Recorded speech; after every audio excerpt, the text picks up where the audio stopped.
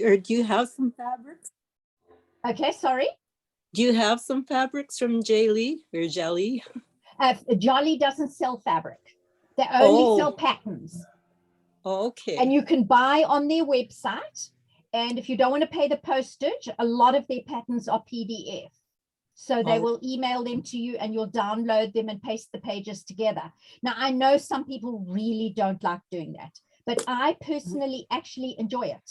I know it sounds odd, but it's something that my husband doesn't like it, but I will print out all the pages and then I will sit while we're watching TV with a cutting board on my lap, a portable cutting board, and I paste them all together with tape and then cut up all my pattern pieces. And I actually find it quite satisfying. So I prefer to actually buy my patterns as PDFs. Number one, I get it immediately. I don't have to wait for the paper pattern, and it's cheaper too. So there you go. Jolly, no, they don't sell. Okay. All right. So this company here, and you can write it down, is called Designs by Juju, Juju.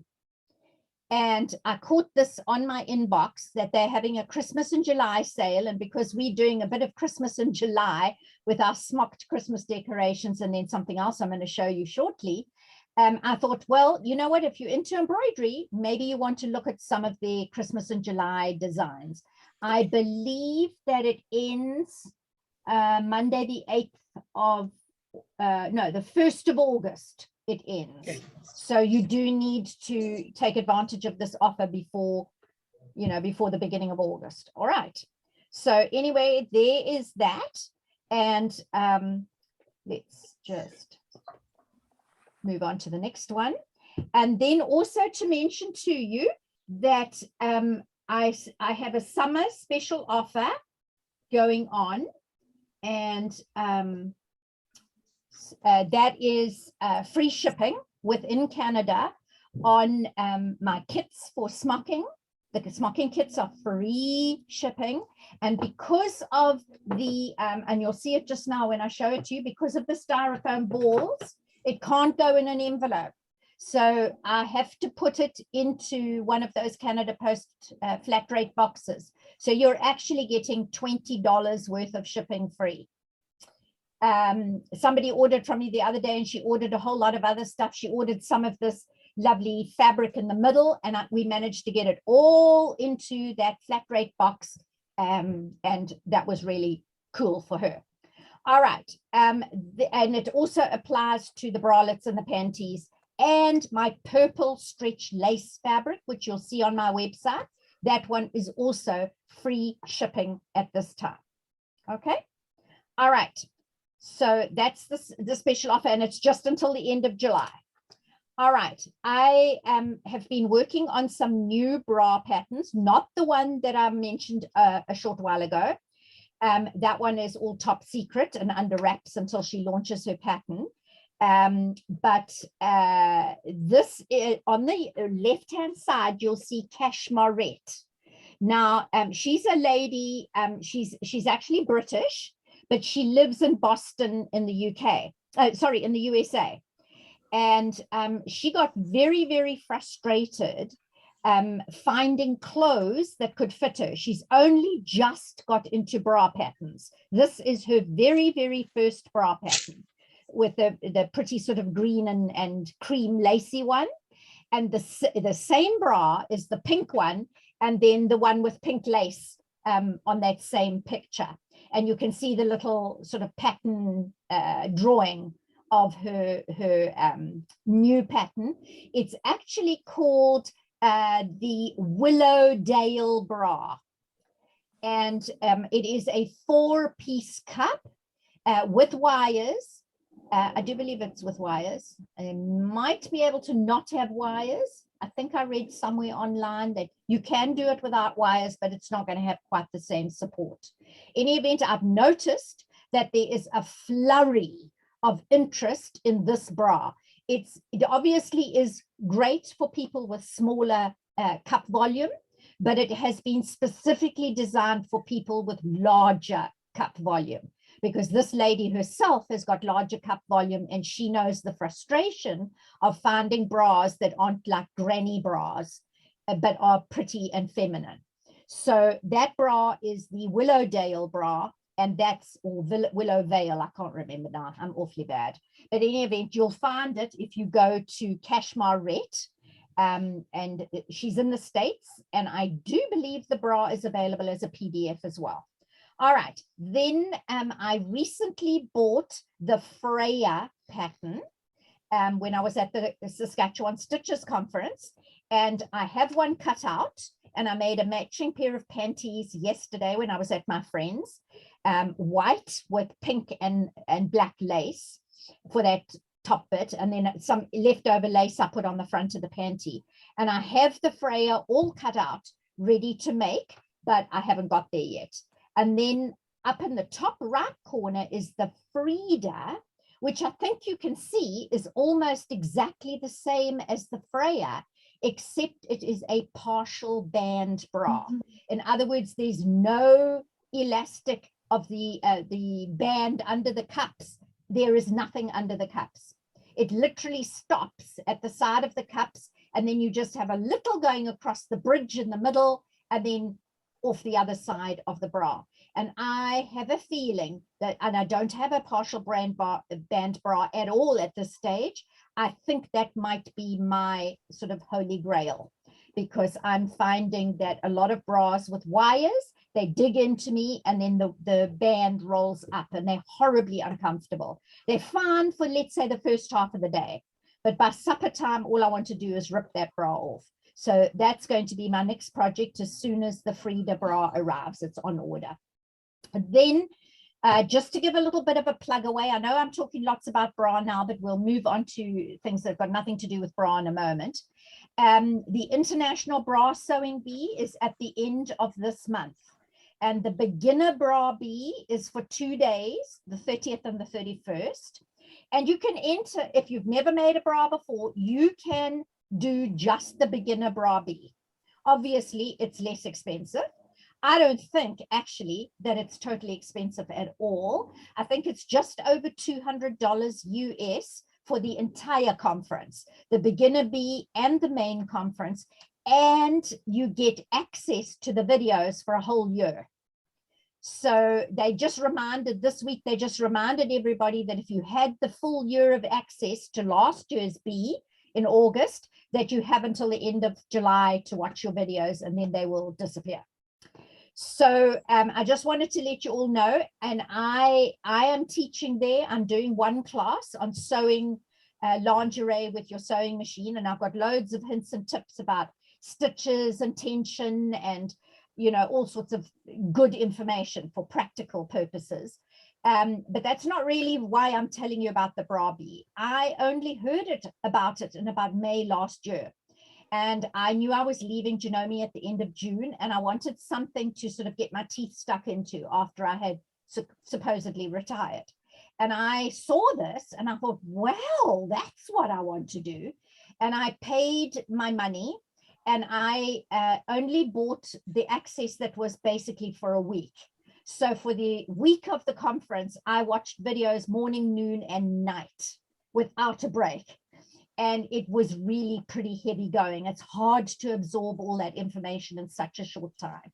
So I would highly advise you to buy the full year access. I have purchased the full year access for now going forward from August to next August. And I paid, I think, $129 US last year. This year, I got the early bird special, which is finished now, but I think it's just over $200 for the full year access.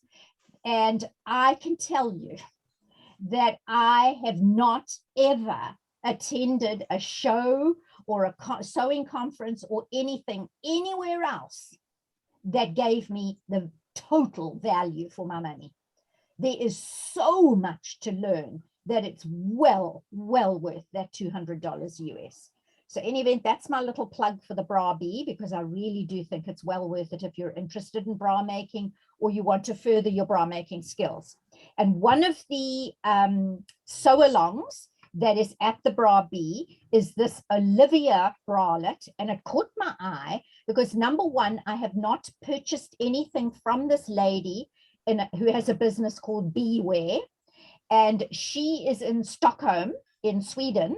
Her and her daughter have a lovely business selling bra supplies, and they're probably the premier bra supplier for Europe.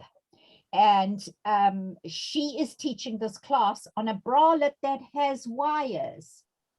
And I thought, okay, this I need to find out more about, because a lot of people say they don't want a bralette because it doesn't have enough support. Well, what this lady, her name is Bodil, B-O-D-I-L is her name, and she has figured out how to include wires in a bralette and have the comfort of a bralette and yet the support of wires. So I can't wait. I've ordered the bra pattern and I've cut it out and taped the pages together where they needed to be taped together, and I'm all ready for that sew along next month. All right, moving on.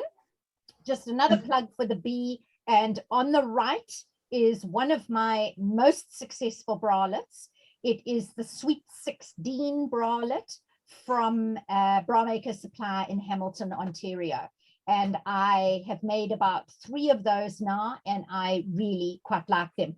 But Anne, I know you'll agree with me, the choice of the fabric and the choice of your sizing is all important. And this one, I just struck it lucky. And this bra fits me like a glove, and it is super, super comfy. And if I take the bow off, I can wear it as a swimsuit because I have a pair of bikini panties that match, and it looks really quite nice. And I actually wore it in Mexico by the pool, and nobody, I'm sure, knew it was a bra and panties. Okay, moving along. What I wanted to talk about was this towel, and I'll show it to you in a moment. In fact, let me show it to you now, because it's hard to show everything on, and I'll stop the share. Okay, and then let's go to exit full screen. No, we want speaker view, and no, we don't want speaker view. We want exit full screen. And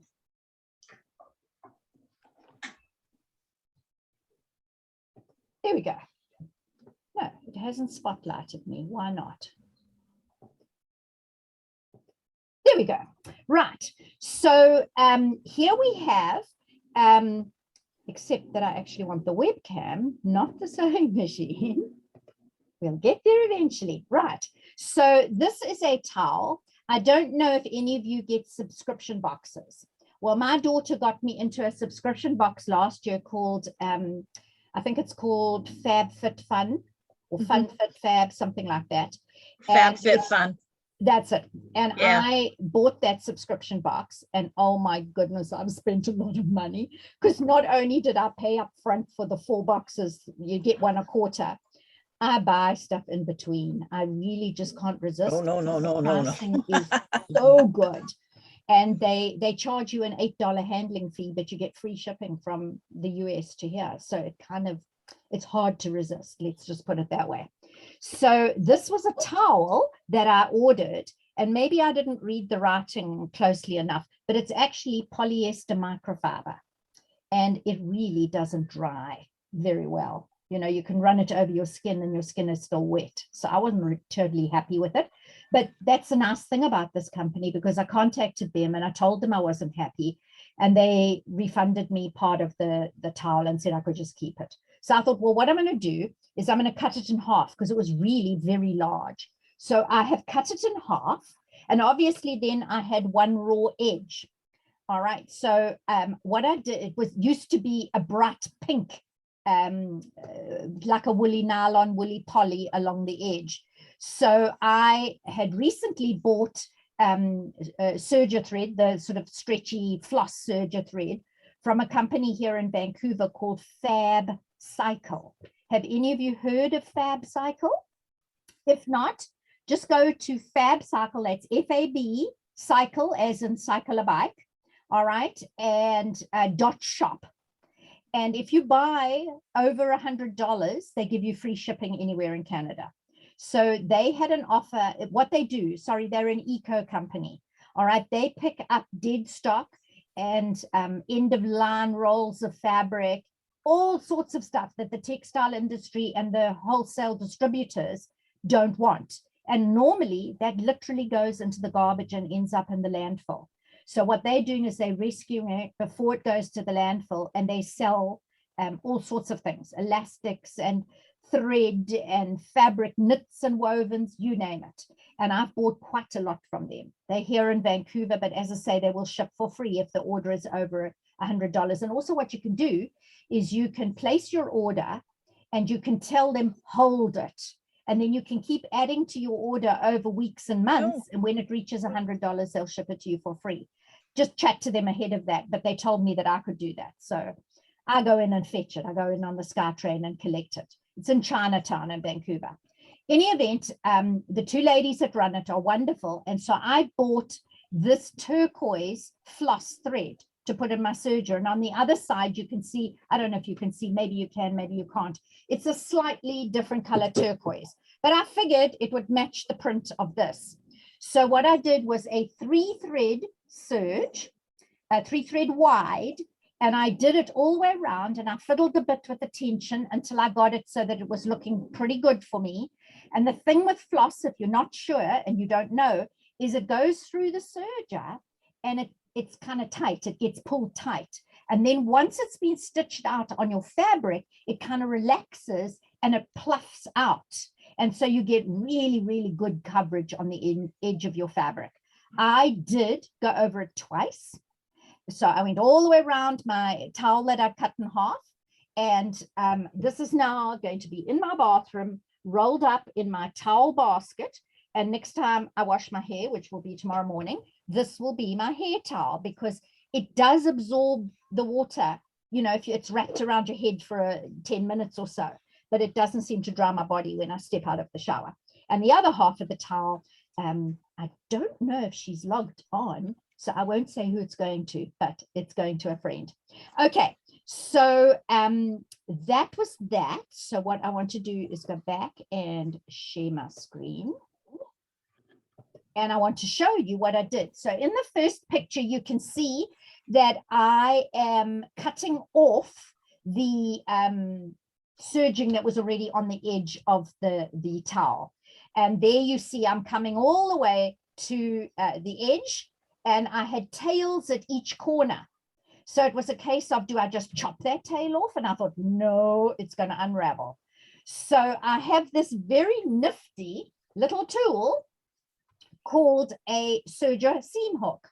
I picked it up in a dealer's store, I don't know, years ago, and I hadn't used it that much. And I thought, this is the ideal opportunity to use it. I don't sell this, so I'm not trying to sell it to you. But if you come across something like this in a sewing store or online, it's very, very helpful if you do serging.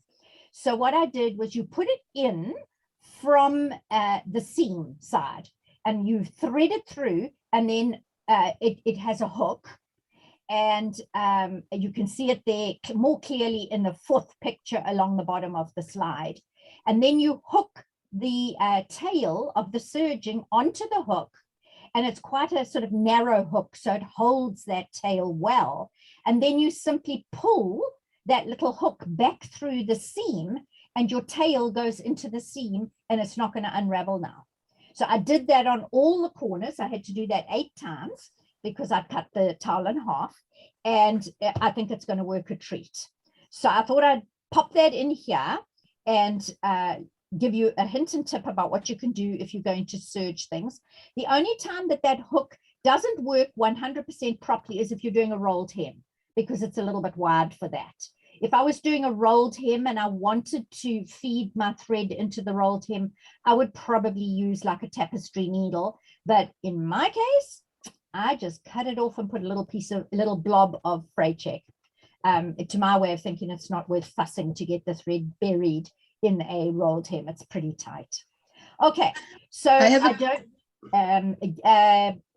did someone have a question? I do, Liz. It's about that towel that you've serged. Yes. You went around twice. Yes. second time around, did you make the stitches a little wider or did you leave them the same? No, I left them the same. And what I Okay. realized when I was kind of like halfway through the project was I realized that the first time I went around, because I thought one surround was going to be enough, so I didn't think of this. I should have made the stitch width a little less. So in other words, maybe I should have done a 3-thread narrow Okay, and then That's- changed don't it and know. put the needle in the left side, do it in the right side first and then the left side, and then it would have covered over completely the first one. A couple of Okay. places, you can see a little of the first row sticking out on the left because I wobbled a bit. But for the most part, once I'd been around one or two sides, I knew exactly where the fabric needed to feed in on my needle plate. And so it was pretty accurate after that. Okay, All right. Good. And I Thank never you. cut the first row of stitches when I did a second time. I made sure that my blade, it came inside the blade and the blade didn't touch it. yes, Okay. yep, thank you. All right. So the next picture on the slide is to do with the best of show at Quilt Canada. Now, this lady, her name is, I'm trying to think of her first name, Helene, I think. She's French, Dumont, and she lives in Quebec. And this is the third time in recent years that maybe in the last 5 or 6 years that she has won Best of Show at Quilt Canada. That picture that I took simply doesn't even do it justice. Her quilt was absolutely magnificent. Tons of beadwork. Michelle, did you see it? Yes, it was stunning, absolutely stunning. I know. I saw it too, Liz. It was gorgeous. Yep. Yep. Really During- magnificent. And the back was just beautiful too. And there's also whole sections where there's no fabric. She's just got beadwork in like, she's obviously almost done like cut work with beads. It's Wow. just beautiful. Well, But at the back of my mind, I was kind of thinking to myself, as long as she keeps entering, there's really not a lot of scope for other people because she just keeps winning every time she enters. But I will tell you that it does warm my heart that her quilts are all 3 of them that she's won Best of Show for, they are all machine embroidered with her Husqvarna embroidery machine. And she digitizes that embroidery. So it's completely unique. Wow. And she, you know, when I think about it, like even 20 years ago, when I first came to Canada, 23 years now, but let's say 20 years ago, when you went to a quilt show, you hardly saw a quilt that had machine embroidery on it. It was all piecing and applique and stuff like that, but no, very, very little machine embroidery. And when I started doing loads of machine embroidery on my quilts, I was definitely in the minority. So I'm very encouraged to see that if you wander around a show, especially Quilt Canada, more and more people are introducing machine embroidery to their quilts, which is, to my way of thinking, because I'm totally love machine embroidery, is really cool. The other thing that I wanted to just mention on this subject is, you know, things change as the years go by. And I remember I wasn't in Canada at the time, but before I came to live in Canada, apparently Carol Breyer Fallett, who some of you may have seen some of her work, it is absolutely outstanding. And I was lucky enough to go with a friend down into Washington State long before the pandemic and on a Saturday. And we went to a guild that had thrown their doors open and they had Carol Breyer Fallett come to talk at their guild. And she is an extremely glamorous lady. I would say she's probably close to 70.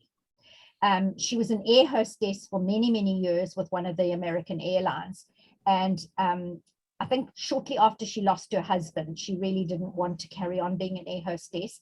And so what she did was she went to Paducah, which is the home of one of the big quilt shows in America.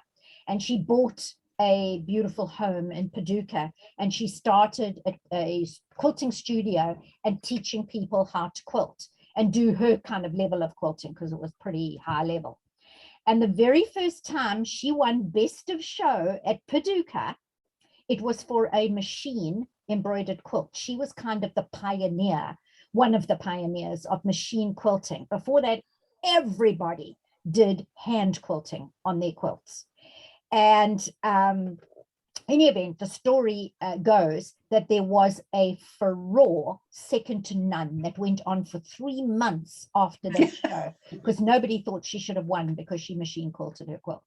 And eventually the organizers of the show said that the subject was now closed, it was not open for debate, and she had won Best of Show. But you can imagine how that poor woman felt.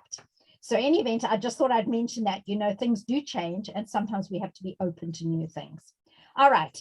So what about if you are not open to smocking? You really don't want to do smocking. You want to do something a little bit different. You want to make a Christmas cracker, but you really don't want to do smocking on it. That's just not your thing. So what I have done is I have done something that, let's just go back with this. I've done something and I made these at my friend's house yesterday. So that's why the next slide is blank, because I got back too late to add it to the PowerPoint, but I will add it to the PowerPoint at some point.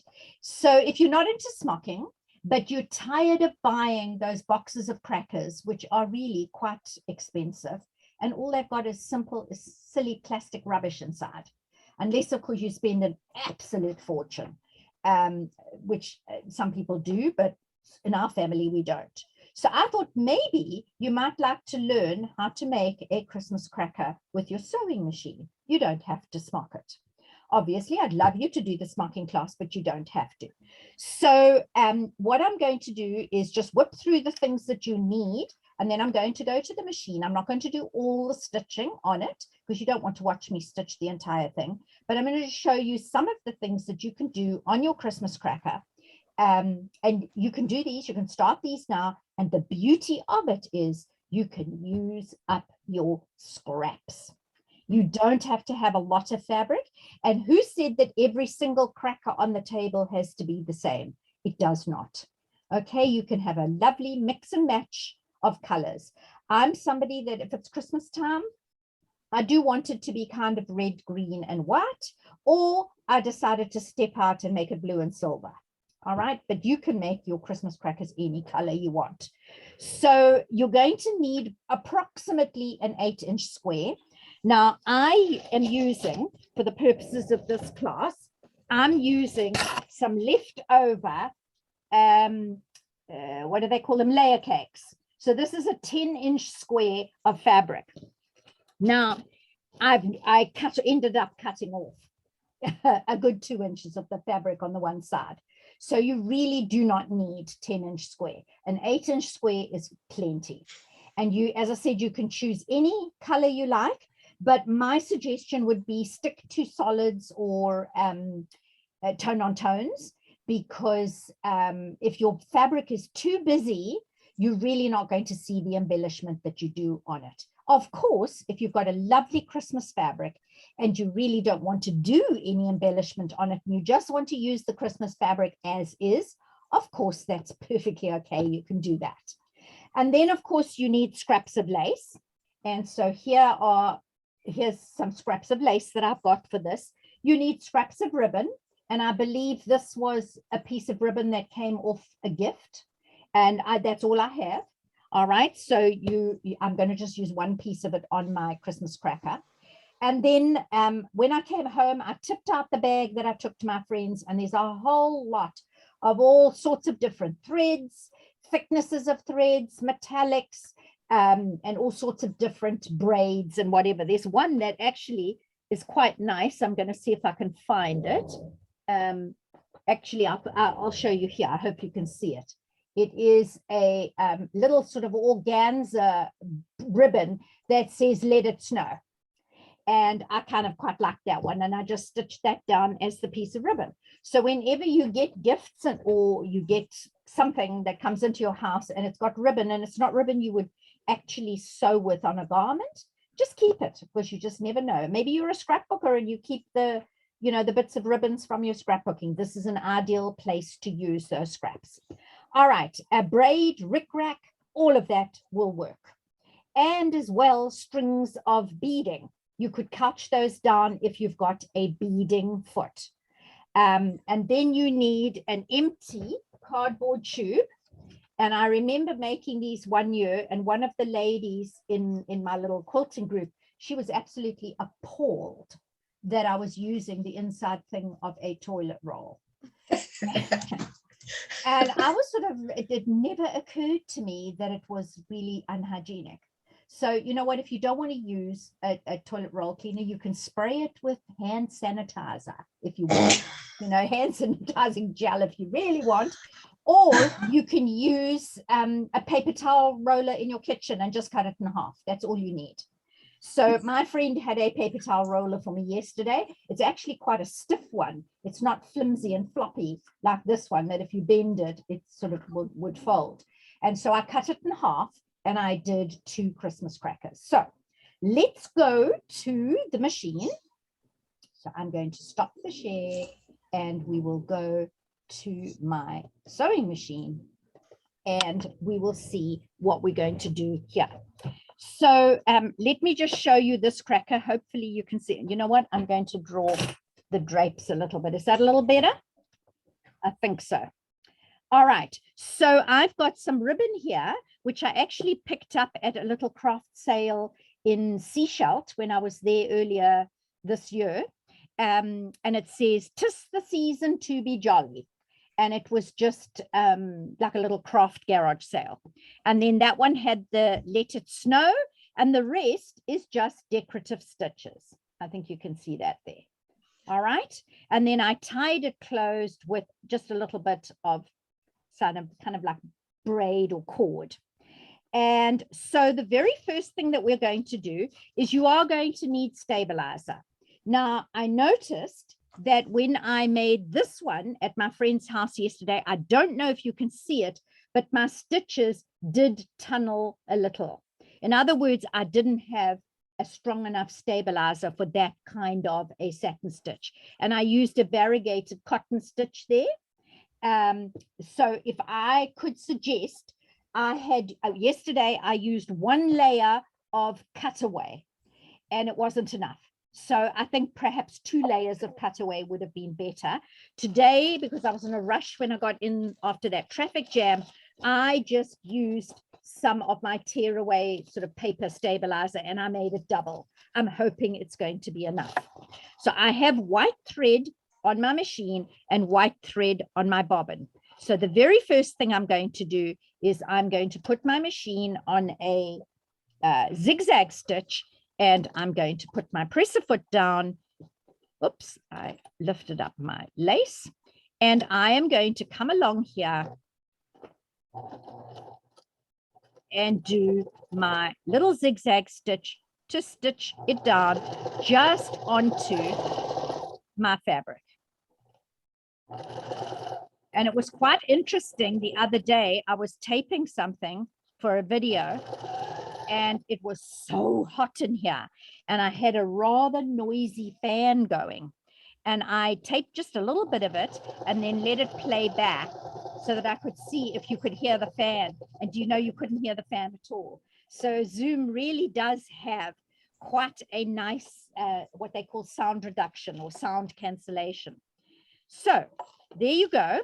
Now, because I'm kind of trying to do this at a funny angle so the camera can pick it up, I missed a little bit there. Do you see? So what I'm going to do is I'm going to go back and I'm going to stitch over that section where I missed. And then afterwards, I will come back and I will just unpick those stitches there that didn't catch my lace. Okay, so there we go. I can take this little pin out now because it's all stitched. Oh, no, there's one thread to cut. All right, So now the next thing that we're going to do is we're going to establish what is the halfway mark. So all I'm going to do is I'm going to fold it over in half and just make sure that my fabric is in half. And I'm going to put it over here and I'm just going to finger press a nice fold from one side to the other. What you're probably going to end up doing is cutting off a little piece of this, maybe 1.5 to 2 inches. All right, so I am going to come now and I'm going to sew this ribbon down, but I really don't want to sew it with white thread. I'm going to use a red thread and I'm going to do a zigzag again, simply because a zigzag is kind of quite forgiving. It's not going to show terribly much. And if I do a straight stitch, it might be that I wobble off it, like I wobbled off with a zigzag stitch. And so I'm just going to do a zigzag stitch. I think what I'm going to do though is make the zigzag stitch slightly narrower. So I'm going to make it 2 wide and 1.5. 1.5 stitch length. And so here we go. I'm just going to put that ribbon down more or less across the middle. That fold I made is in the middle of my ribbon. And I'm going to start stitching here. And then when I've gone a certain distance, I'm actually going to put my needle down on. I'm just going to check that my ribbon is still in the middle of my fabric. And keep doing that as you go down. And then just hold it here. It's probably almost the right length of ribbon without wasting too much. Okay, and then I am just going to sew across the bottom so that I don't have to start another seam. And then I'm going to go up the other side of the ribbon with my little zigzag stitch.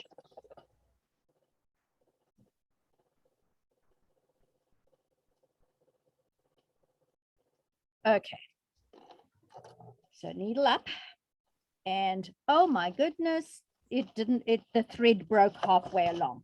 Okay, so I am not going to worry about stitching that. I'll show you here what I mean. Over there, do you see the embroidery thread? It's a rayon embroidery thread. Oh, I know what happened. It got all caught up on my take-up lever. All right, so that's that for there. I will go back and stitch that later. And what I want to do now is I have a nice thick thread. It is, I believe, yes, it is a 12 weight thread. So it is fairly thick. And I'm going to put it on the machine. It is a cotton thread, so it's going to have a matte look. And I'm going to just leave the same white bobbin thread in the machine for all of this stitching, because you won't really see the inside of the Christmas cracker. So I'm not worrying to change my bobbin thread. Sometimes when you use a thick thread, you do need to change your needle to a top stitch needle. And that might be why that rayon thread broke. I don't know, but we won't worry too much about that at this stage. But it went through the needle okay, but if it hadn't, then I probably would have had to have changed to a top stitch needle. So now I'm going to look at my machine and I'm going to see what stitch I may like. And I think I like stitch number 37, which is kind of like a little daisy stitch, like a little star. And so I am going to start stitching all the way down here. Now I'm loving using this little fat machine. It is a machine that I have had for probably 25 years. It's a computerized fat. I bought it in South Africa, so I have it plugged in on my table over there. I have it plugged into a transformer because it likes 220 volts of electricity. And of course, we know 110 comes out of our outlets. So the transformer is plugged into my outlet and it steps up my voltage to 220 for this machine. And that's fine. It doesn't harm the machine. I came to Canada armed with that transformer, and this little machine was neglected very sorely over many years that I worked for Janome, because I really didn't do much with my little faff. And I pulled it out, and it has been absolutely wonderful with my bra making. It's smaller, and I don't need a big machine for my bra making.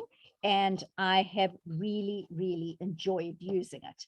That's not to say that I don't enjoy using a bigger machine. I sewed on my friend's Janome M7 while I was there, and it's a honking big machine, and it was just lovely. I had the choice of virtually every decorative stitch that I could have possibly wanted. All right, so there you'll see that having used a slightly thicker thread, this little stitch is really quite pronounced. Do you see that? It's going to almost look like it's used to emphasize. Now, what is also on, I need to just lift this foot up. What is also on this ribbon are some little black dots and some silvery gray dots. So I have got a metallic thread here, and I am going to put the metallic thread onto my machine and thread up. And while I'm threading up, I'm going to start telling you some of the hints and tips that you need for working with metallic threads. Has anybody got some suggestions that they want to add? I'm going to give you my little list, and if there's something that I forget or something that you found works, I want to hear from you. So the first thing is, you may want to adjust your tension. So you'll notice that I'm currently on the buttonhole tension, which is about 3. And that is because this little machine needs to be serviced. It basically didn't get used, as I said, for many, many years. And I know it's badly in need of a service. So I'm trying to hang on until next month when I'm going to South Africa for 6 weeks. And I'm going to book this into Castles on Fraser Highway and get them to look at it. They're faff dealers. And I'm going to book my other machines in at Tom Sewing, because I need all these machines serviced while I'm away, and I won't be sewing on them. So metallic thread, I'm actually going to drop my tension to 2, because sometimes when your tension discs are pressing too much on your thread, that's when your thread can break. Also, I would highly, highly recommend that you use a metallic thread that is a good quality metallic thread. If you use one that is not so good quality, that's when it starts breaking, and it's going to drive you dilly. All right, and nobody likes to be driven dilly. All right, the other thing you might want to do is switch to a top stitch needle. And I'm thinking that maybe if I've got one right here. Okay, this is not a top stitch needle, but it's a larger needle, a size 90 needle. So I'm going to put that into my machine. And always make sure when you're doing that, that you get your needle going all the way up to the top. In other words, up here, that it goes all the way up, because you can really make a mess of your machine if your needle comes down and strikes your bobbin area because you didn't get it all the way up. All right. Liz, So that's another trick, is to Liz, use the right needle. Good Liz, quality just a thread, question. right needle. Sorry, did somebody have something Oh. to add? Yeah, I just got a question about the needles. You talked about the top stitch needle. I'm curious about the, I think it's called a Microtex needle. Okay, Microtex Uh, needle. Hi, Karen, I recognize your voice. Yeah. Your Microtex needle, its special feature is that it is super sharp and super thin. So in this particular instance, what we're looking for is an eye that is a little larger and will accommodate the metallic thread without rubbing it and therefore shredding it. Okay, different purpose then, totally. Different Okay, purpose, thank yes. you. Yeah. I love my Microtex needles. I use them, and I recently bought another one because I ran out of them, a box. But when it comes to metallic, there is a needle called a Metallica needle or a Metafill needle. I haven't seen a Metafill needle forever. So maybe that was a South African name for a metallic needle. Metallica needle, I don't use. If I need a needle with a bigger eye, then I either go to the Janome red tip needle, which I don't really have very many at the moment. I unfortunately no longer have an inexhaustible supply of needles. And that one's got a bigger eye. So sometimes that would do it for me. Otherwise, I go to a top stitch needle, which of course you're doing top stitching. You're usually using a thicker thread. So the eye is bigger, and that is perfect for metallic thread. Is that okay? That help you? Thank you. Yeah. All right. So what I've done is I have chosen one of my satin stitches, which is kind of like a scallop. And I'm going to do it with the silver metallic thread. And I'm going to hope that my thread doesn't break, because metallic thread can sometimes be a little bit of a pain. Right, so now I have not changed the settings on this stitch at all. I'm letting it do it at the default setting. And if I was doing this on a project and I had sort of time and I wasn't sort of on camera, I would probably test the stitch first, because let me just put the needle down. If I turn it like that, do you see it really doesn't have a huge amount of definition? It's like a very low strung out zigzag in a way. All right, so I'm just going to go down to the end of the row, and while I'm going to the end of the row, I'm going to tell you some of the other things that will help if you're using a metallic thread and you find that you are getting lots of thread breakage. The next thing is slow down on your speed. Okay, I don't have a little speed slider bar on this machine. The only way I can slow speed is to ease up with the foot pedal. I don't have a stop-start button on this machine. So there are a few things on this little machine that I really do miss. And so I'm not getting rid of my Janome that's sitting behind me, my big 15,000. In any event, so slow down on your speed, and that helps the thread not break so much. The other thing is, and I'm just going to stop for a moment so that I can show you the camera. Do you see here that I have the silver metallic, which happens to be a, let's just double check I'm not lying to you. It's a Robeson Anton thread. Robeson Anton is not an inexpensive thread. I would say it's sort of middle to high priced thread. It's very good quality, and it's lying down. All right, so if I was getting lots of thread breakage, then what I would do is I would whip out my spool stand. All right, now my other machine has got a spool stand that screws into the back of the machine. This is one that I don't even know where I got. I picked it up somewhere over the years. And what you do is you stand your thread there, and then at the top here, it's got almost like two little tension discs in it. Let me turn it and you might be able to see it better. All right, it's got like almost two little tension discs and a spring. And you put your thread between that. So let me bring the thread up, and I put my thread between that, and it really does work well. The only problem being that if I put it down, and if it's only very slightly higher than the height of my machine. So if I'm using a metallic thread, probably what I would do is I would sit this on a little box at sort of like, kind of like 1 o'clock behind my machine, sort of at that angle. All right. And then I would have it coming in and going through the places here on my machine where it needs to thread up. So that's what I do with troublesome threads. I make sure that I put them on a thread stand, because they will always behave better on a thread stand than they will on the machine. Any more questions?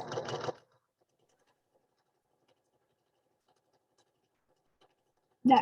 Okay, so the other thing that I wanted to tell you about metallic threads is that one of the things you can do if you've tried almost everything else, you've loosened your tension, you've slowed your speed down, you've got a different needle in, one with a big eye, you've got your thread standing up, in, you know, without any obstruction, and you're still getting breaking thread. You can try a product. I have it here. Yes, I do.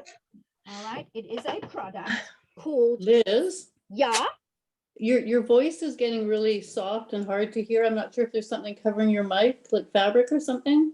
no, it's not, but I stood up and moved away. So that might That'll be do why. it too. Okay, Can you hear me better now? that's better there. Yeah. Okay. I wasn't All sure if right. it was me. Okay. No, I just leant over to a shelf away from the machine and to get something.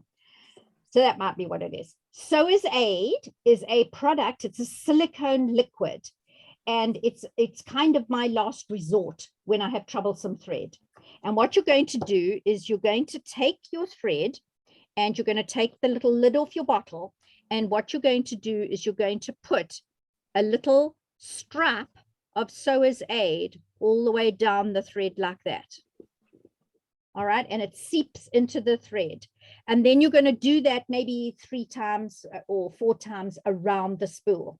It doesn't last forever because eventually the thread that you're sewing with will, you'll have used up the one that's got a little bit of silicone lubricant on it. That's what Sewer's Aid is. It lubricates your thread. So if your thread had maybe got a little bit dried out, it kind of fixes that problem. So It's the one, awesome. sorry, what was that? It's all right. I was, Okay, so there's Yeah. one thing that I want to warn you about. There's another product and it's called Fray Stop. Do you see that? And they look very similar bottles. They've both got blue writing. So if you're going to use Sewer's Aid, do not pick up the wrong bottle because now you will have thread that is all stuck together and it will be unusable. All right. And also if you use Sewer's Aid to try and stop something from fraying, it's not going to work. All right. So let me just go to the end of this row. And has anybody there got any other suggestions of what you can do with metallic thread if it is being a badly behaved child and giving you gray hairs? I usually add red wine to most things that get frustrating with sewing. It just seems to help. Okay. All right. Yeah, absolutely. Sorry, I was just reading a message there. So absolutely. Everything goes better with red wine, particularly things like free motion quilting. Yeah. Okay, so now let me just go to. I have another suggestion, Yeah, not quite the Fray Stop and the Sewer's Aid, yeah. but don't put your basting spray close to your spray starch when you're ironing something. Oh, yes. Oh, yes. Absolutely. Absolutely. It really makes a mess of your fabric and your iron. Yes, absolutely. So, basically where we're at with this now, just see what the next slide is. Okay, that was for the pictures of the crackers that never got put in. But let me go back here and to the camera. And so let's just go here quickly and stop share. Oh, wrong one.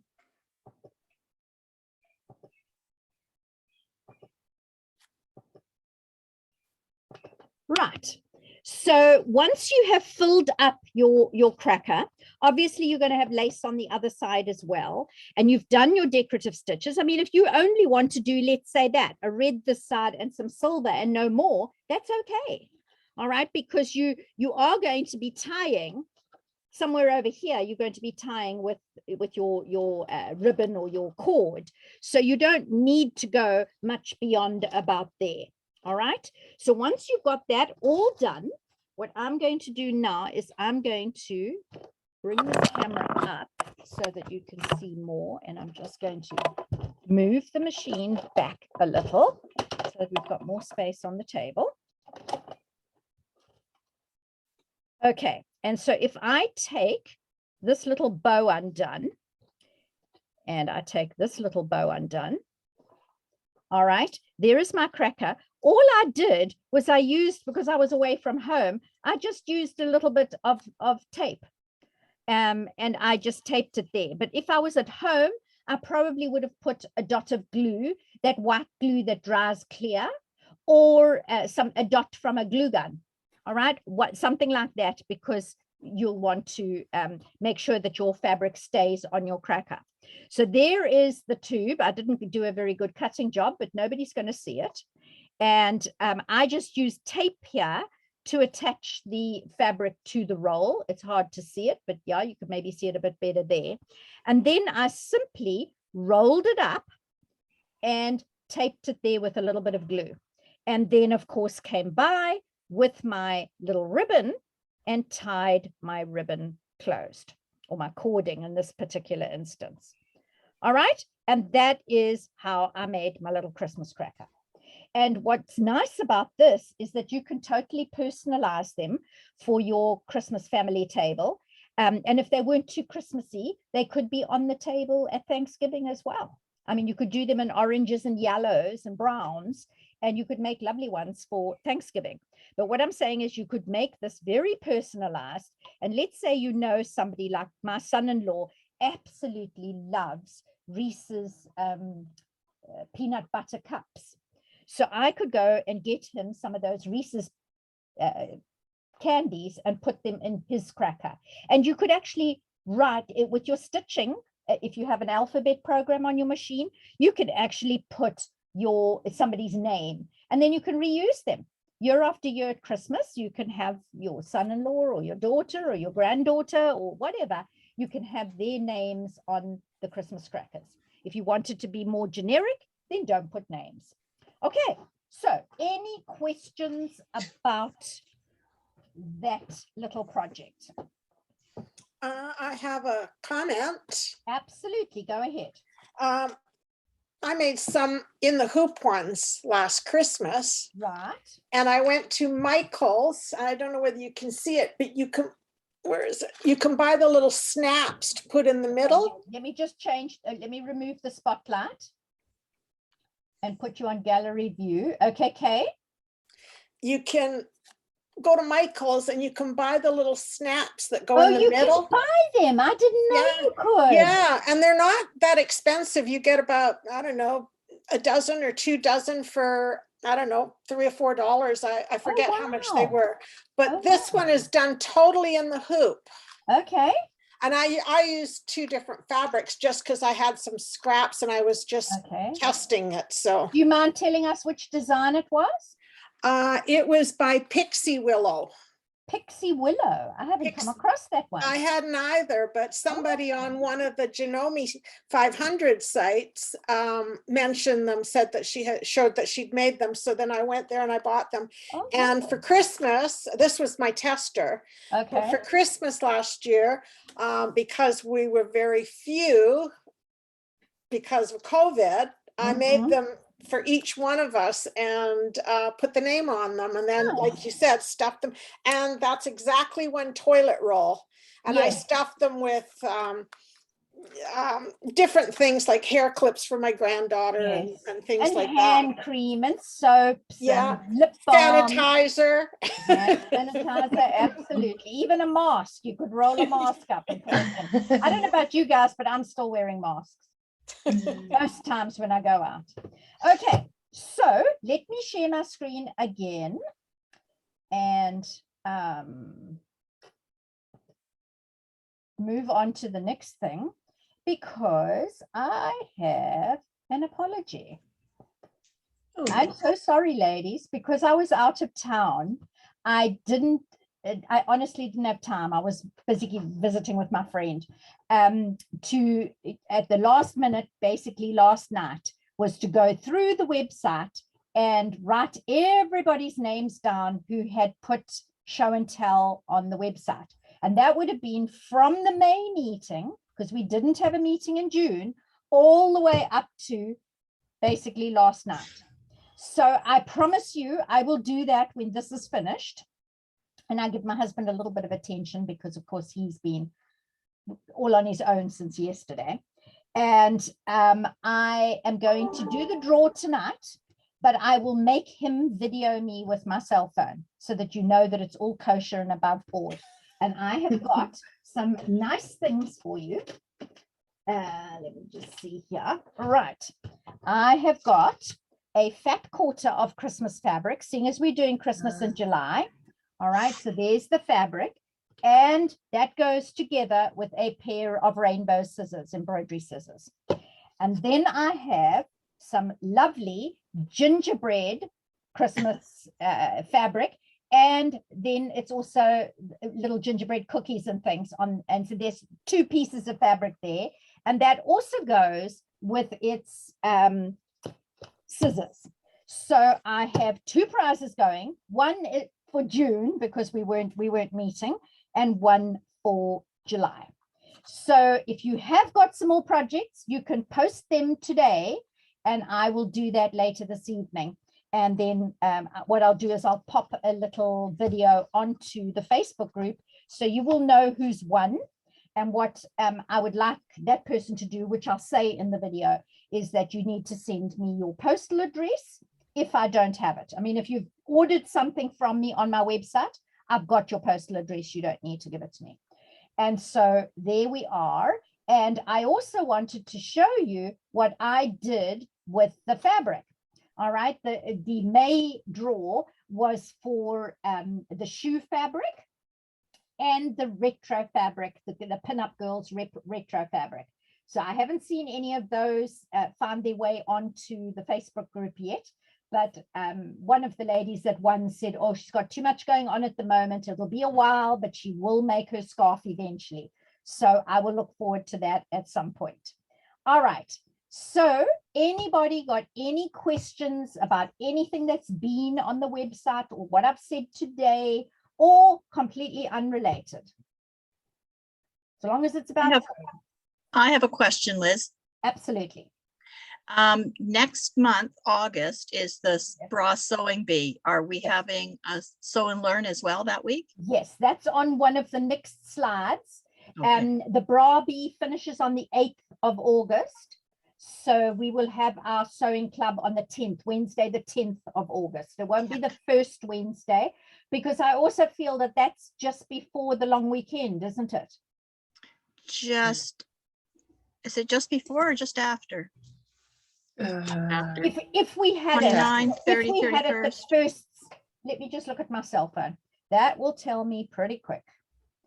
So if we go to August, the 3rd of August, if we had it then, the holiday is, when is the holiday? 29, 30, 30. Isn't it the August 1st? The 29th is a Friday. Yes, you're right. It's normally into August. Okay, I so think it's a little earlier this year. Yeah, it's August 1st. We can't do it on the 3rd because that's in the middle of the bra bee. Well, Yes. actually, the bra bee starts on the 4th, but I'm going to be quite busy. So can we do it on the 10th of August? Yep. Yes. All right. So that was one of the next slides, was to announce the next one.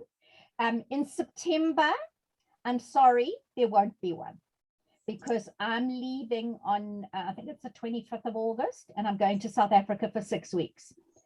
So I will try to prepare something for the beginning of October and have it all ready so that I don't have to prep, because I only get back on the 2nd of October. So next month I will tell you the date of the October one, but we won't have one in September. Okay, so any other questions? Well, happy birthday, Liz. Oh, thank you very much. Yeah, it's on Saturday. And Yes, well, happy my birthday. husband, thank you. My husband thinks it's awfully, well, I don't know if he's exasperated or amused, but I was on social media, as I am an awful lot, the other day, and there are 2 sisters who live here in the Lower Mainland. I think they live in Coquitlam, somewhere that way. And they have decided that they have far too much stuff. They're drowning in it. And I think we can all probably identify a little with that, can we not? In any event, what they decided to do was have a big craft garage sale. So they've been sorting and tidying and laying out stuff for weeks and weeks. And the garage of one of the sisters is the shop. And they're going to open on Saturday and Sunday. So I asked them for the address and I got the address. So if anybody wants it, you can let me know if you live in this area. And I said to my husband, I don't have any plans. There's nothing that I specifically want to do on my birthday, but I do want to go to that sale. So I'd prefer to go on my own. Understand that. That's because you don't have enough stuff. No, of course I don't have enough stuff. No. But If you you know, want- in all honesty, when I was with my friend earlier this year, there was a craft sale on the Saturday at somebody's house, and it was what they called an estate sale, and she was a quilter and a scrapbooker, and she had a huge amount of stuff. Apparently, she had a very serious illness, but it was very short-lived, so she really didn't have time to sort anything out. So she had a good bunch of friends and they sorted it all, and it was in aid of funds for the local hospital, you know, not hospice, but for the development of the hospital in Seashelt. And I went and I spent $40, and you cannot believe how much stuff I got for that $40. It was well worth going. So I'm hoping, they say it's from $1. So you never know. I might come home with another whole lot of stuff that I have no idea where I'm going to put. Okay. So I thought I'd share with you some little family photos. My two little girls on the right, they are 11 and 10, and they celebrated their very last day at school. And these are two very lucky little fishes, because they are not going back to school until the beginning of October, because they're going to South Africa with my daughter and son-in-law and us. So I think they're going to have a very, very educational September. So her mother and us are not worried at all about them missing school. So that's the two of them. And then the other picture in the middle is my little grandson. And he of course lives in London. And on our way to South Africa, we passed through London, and we actually have very long layovers both ways. So the baby is due on the 29th of August, and they think it might come early. So I don't want to drag all the baby stuff that I'm busy making around South Africa for 6 weeks. So I'm going to go on the train and the bus into London and have a mummy son date for lunch with my son, and give him all the baby stuff. And the only thing that will put a kibosh on those plans is if the baby comes early on the day that we're passing through London, something like that. But when we come back from South Africa, we will be able to see her and the baby. So apparently she's got a name. It's a little girl, but she won't tell me the name. That's a secret until after she's born. So I just thought I'd share a little bit, because we don't always share personal stuff. But I'm very proud of all my grandchildren, and I never thought I was going to be lucky enough to have a fourth grandchild, and I'm going to get one. All right, so next club is the 10th of August, Wednesday, the 10th of August. And the only reason I need you to register is because I do want to know who needs the Zoom link. And let's just... put it here, gallery view. Okay, and stop sharing. Let's go there.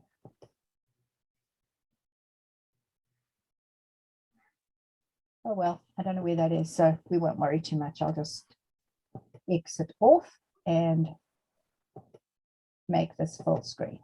Okay, so there you go, ladies. If there's no more questions, I am more than happy to call it a day. I think I've gone over the hour, so I'm sorry for that. It took a little bit longer than I thought it would, but there you have it.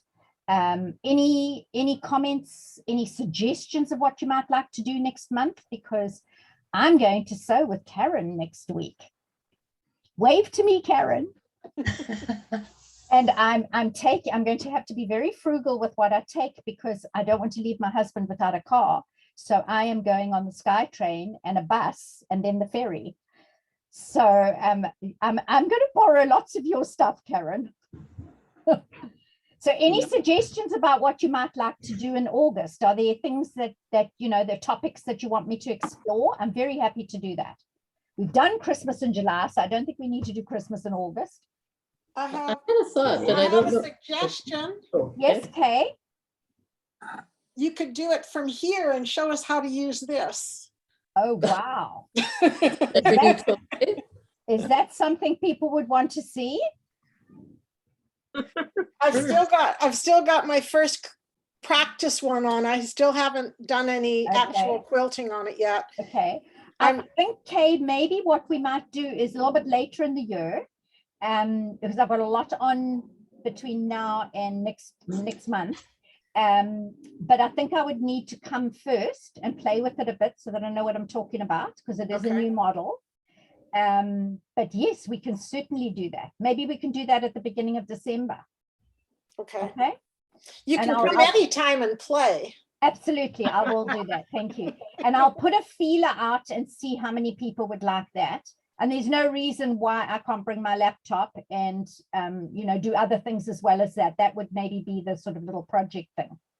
Do you have the software with it, or is it just the free motion? No, I just got the free motion. I Okay. did buy the rear plates for the Okay, thing and the back handles, but they haven't come from Janome yet. okay, okay. Well, they certainly will have by later in the year for sure.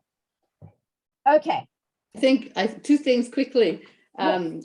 If you do that show in December, many of us are going to put that item that Kay has, that toy, on our Christmas list. So it could be a good splurge for Christmas presents. But yeah, like how often can that happen? But it's a good thought for the it husband, could right? be. I don't think you set out to go to Quilt Canada to buy a quilt machine, did you, Kay? No, It followed you home. I know. I saw you. I know. say. And just as an aside, we are sitting in what used to be my master bedroom. Yeah. Take a note of this, ladies. Listen to the story. I called my husband twice from there and he said, I don't care, do what you want. I don't care, do what you want. And then I did it and his iWatch started smoking on his arm and he texted me, he goes, did you really do it? Because he's got it hooked up to our Visa card. So every time I use the Visa, it comes up. And I don't like that. so I did, but we came down and picked it up. He came down the next day and helped me bring it home. And we had measured it the night before, the Friday night, and there was absolutely no way. My daughter just moved out May 1st, so I've got a sewing room now instead of off the kitchen, but there was no way it was all going in there. So now I have a in what was her room, I now have our bedroom, and this is master And suite. who cares? You only go there to sleep. I And maybe a know. few other things sometimes. So yeah, you need a bigger room for your Yeah. sewing. Yeah. You could do that, Liz, because you keep saying when Ian goes, but Well, I say it and some people think I've got a very funny sense of humor, but I say that on the way home from the funeral home, and trust me, I'm not wanting it to happen, not at all. He's my best friend. But on the way home from the funeral home, I'm stopping at the cat shelter and I'm getting a cat. We don't really have a cat. And secondly, then my lounge will become my sewing room. And I will have the TV up on the wall and I will be totally set. just change your spare room into a master bedroom and use I the could master certainly bedroom. do that. Yes, It's doable. it is, sure is. And then I might have one of them follow me home from a show. Okay, ladies, thank you very much. I think we've had a little fun time together. And if you think while we, after this, and you think of something that you'd like me to cover in August, please let me know. Otherwise, I'll just do what's on my mind, and I will try not to share too much about the bra bee because I will have just finished the bra bee 2 days before. And that will be sort of uppermost in my mind, but I will not bore you all because I know you're not all bra makers. Okay. Anything else before we close off? Enjoy your new grandbaby.